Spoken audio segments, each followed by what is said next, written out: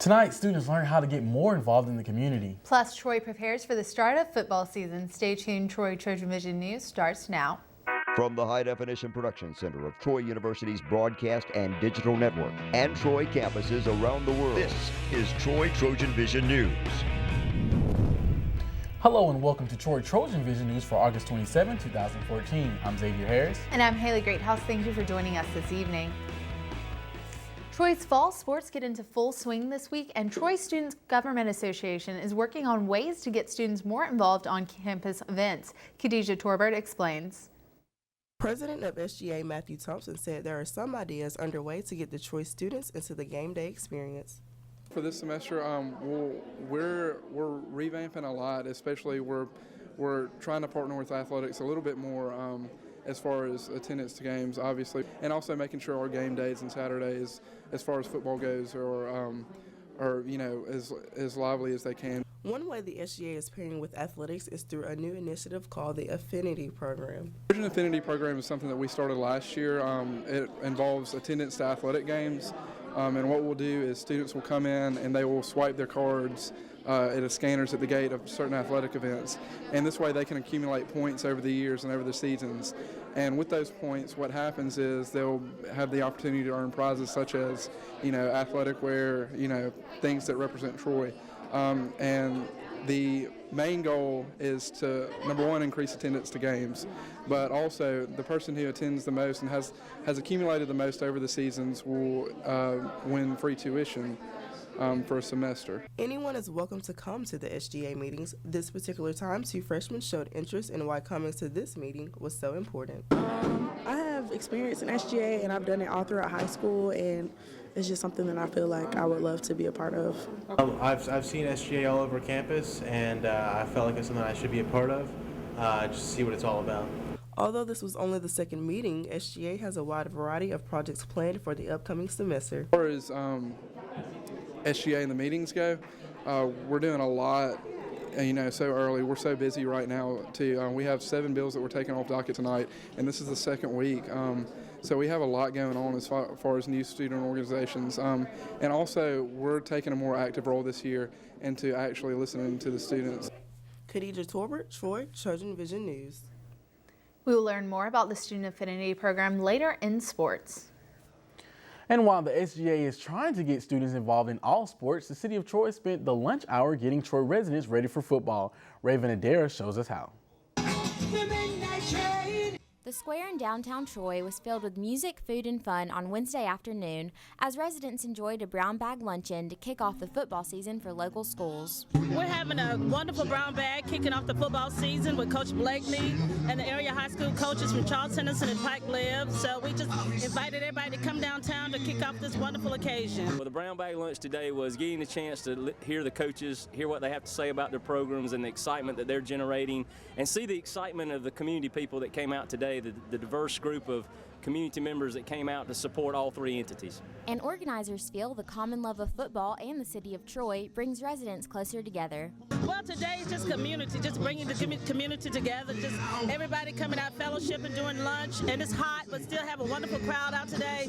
It's just, that speaks volumes about the community just coming together as a whole. Just seeing everybody come out and fellowship and interact and get excited about Saturdays this fall. And one man that is definitely excited about this fall is Troy head coach Larry Blakeney, who has only one thing on his schedule for Saturdays. Ain't nothing like winning. That's all I care about. I want to do it within the guidelines of the rules, and I want to do it because we're better than the other team, but we're going to try like heck to win and get back to championship caliber in this conference and get back to a bowl, take our people to a bowl.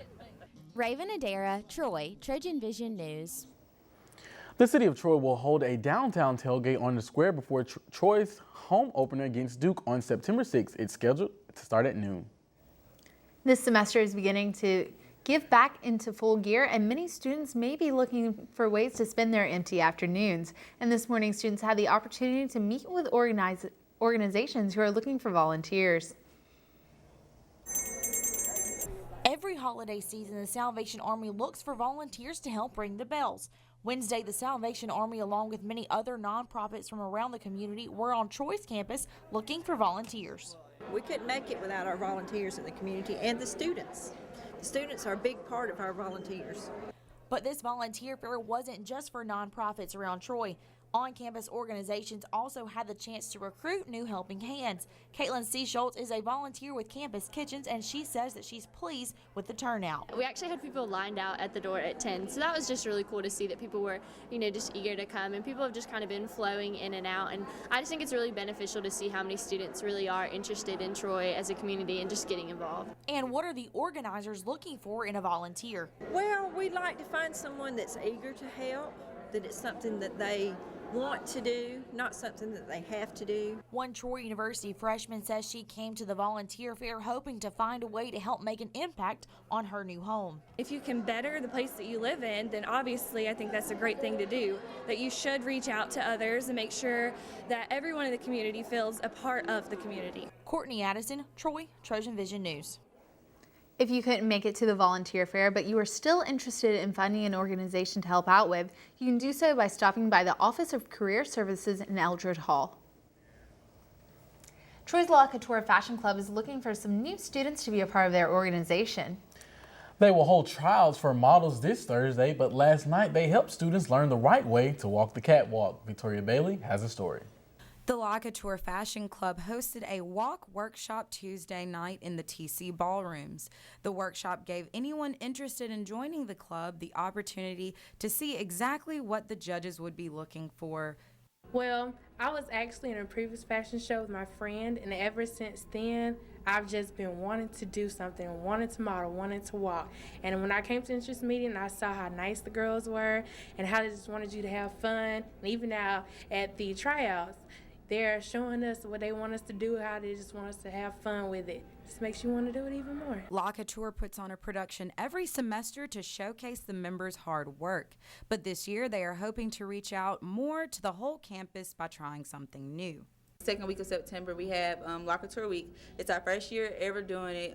It's kind of similar to what the Greeks do, where they have a whole week planned for festivities and activities. And so La Couture stepping up our game a little bit. We got us a week, so you can look forward to that. When asked what students could do to get involved with this organization, Vice President Shantia Wilson had this to say. Well, we have tryouts on Thursday, the 28th, and anyone can just come out. We have an application that they can fill out when they get here. It's a $5 application fee, and you just pretty much come out and broadcast your walk and let us see what you have. Victoria Bailey, Troy, TrojanVision News. The La Couture trials will be this Thursday at 6 in the Trojan Center ballrooms. And now taking a look at news from around the state. Montgomery is settling lawsuits that accuse it of wrongfully jailing people who can't pay fines. The Southern Poverty Law Center calls the agreement a victory for low-income residents. The suit claims the practice of jailing debtors violates a past Supreme Court ruling. A federal judge still must approve the settlement.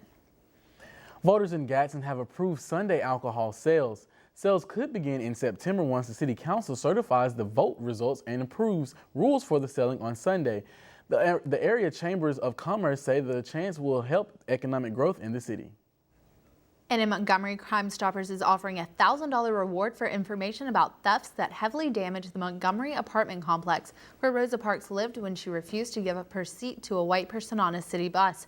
Parks' former apartment and several others now vacant units are being renovated. Still to come on TrojanVision Nightly News, Amy Austin will join us with a look at the soccer team who broke a record and took away a victory from Alabama State. Plus a celebration for a group of middle schoolers who made Chicago's history. A Little League team gets Major League treatment. I'm Adriana Diaz in Chicago with the story coming up.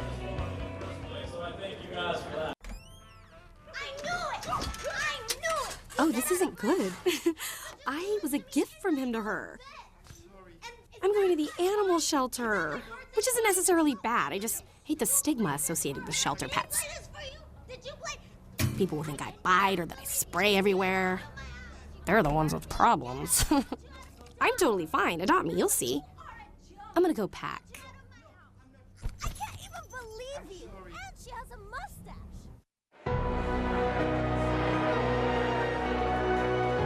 This is Dr. Daniel Smith. He's an expert in domestic and international economics. But his proudest achievement is connecting with his students and helping them accomplish more than they ever thought possible. That's the warrior spirit, and it's alive and well at Troy University. Feel it at troy.edu/spirit. Now, the latest in Trojan Sports on Troy TrojanVision News. After breaking records on the soccer field yesterday, the soccer team also started their home stretch with their first victory of the season. Jacob Harrison gives us a look at the victory. The Troy soccer team played their first home game of the 2014 season Tuesday as they hosted Alabama State, dominating the Hornets 6-0. Just kind of find our rhythm in the game there. We talked early before the game about just playing quickly and just keeping the ball moving. And, I think, once we started passing the ball and playing a little bit more as a team, we created a lot of chances. And it seemed like one of those games that once you got one, it was going to open up a little bit. And, we obviously had a lot of looks. And actually had some really nice goals, so it was definitely some good things to see there. Troy began their dominance in the 25th minute with a 22-yard score from junior forward Chelsea Williams. Just 2 minutes later, Alyssa Jones would begin her historic night with the first of her 2 goals on the night. Jones would break a Trojan record with 11 shots on goal. We kind of wanted to try something new and play me up top, and I'm really enjoying it. I feel like we're really gelling up there, and we're moving the ball well, and without my teammates, I wouldn't have been able to shoot 11 times, so they're really playing well, and they're moving really well. So in total, the Trojans took a whopping 38 shots.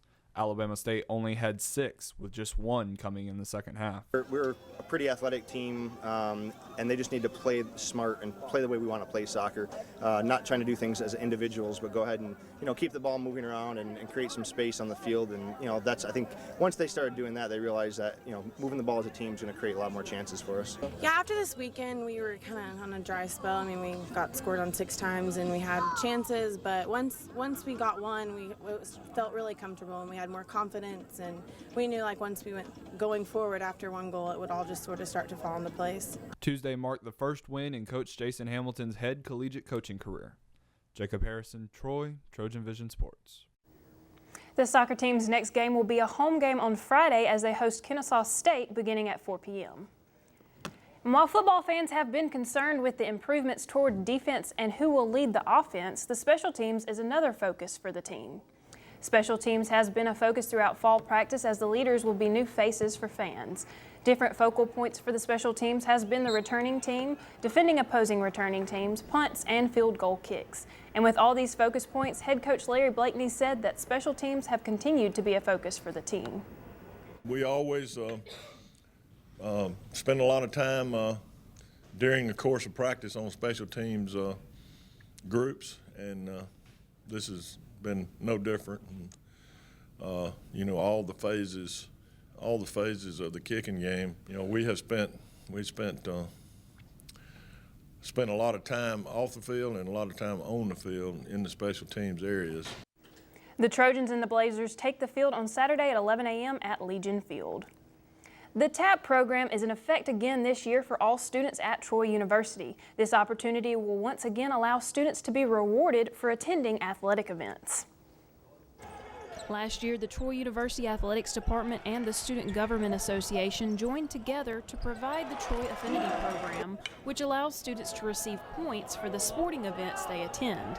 The program is in its second year to give students incentive to attend events. Last year, in the inaugural year, it was a very successful program, and basically what it's designed to do is to give some incentive for our students to come out, not just to football or basketball games, but to all of our sporting events. The program is simple. All students need to earn points is to attend any sporting event and make sure their student ID is swiped. For those students who either weren't here last year or who didn't participate last year, they can bring their ID card. We'll have our scanners at all sporting events, all athletic contests, and there as you enter the gates, and they'll be able to swipe it, and that records their attendance for that event. Each sport has its own point tally. The Olympic sports create greater point value because the attraction for those events is not as large as events such as football. It's not hard to attract a crowd for a football game or maybe a men's basketball game, whereas some of our students may be a little less enthusiastic about going to some of the other events unless they've got a girlfriend or a boyfriend participating. So we wanted to put those events at a premium to draw further attention and to increase attendance at our Olympic sporting events. The TAP program has boosted team morale and student athletes' confidence, but it has also enhanced the fan experience. From our student athletes, talking to other students about when the other students would say, hey, I came to your game, as part of the affinity program, I really enjoyed it. And that's really certainly I won't say a gimmick, but a way to attract people to the games. But, just as with our fans who are not students, we want to make sure that their game experience, as well as the product on the field of play, keeps them coming back again and again. The affinity program began yesterday for students, but the next opportunity to receive points will be at Friday's soccer game.